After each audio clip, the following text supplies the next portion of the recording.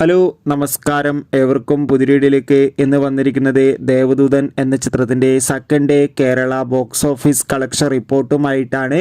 വീഡിയോയിലേക്ക് മുൻപ് ഇരുന്ന ജൂലൈ ഓഗസ്റ്റ് മാസം ധാരാളം ചിത്രങ്ങൾ ഇനി OTT റിലീസ് ചെയ്യാൻ പോവുകയാണ്. ചാനൽ പരിശോധിച്ചാൽ ആ വീഡിയോയ്ക്ക് നിങ്ങൾക്ക് കാണാം.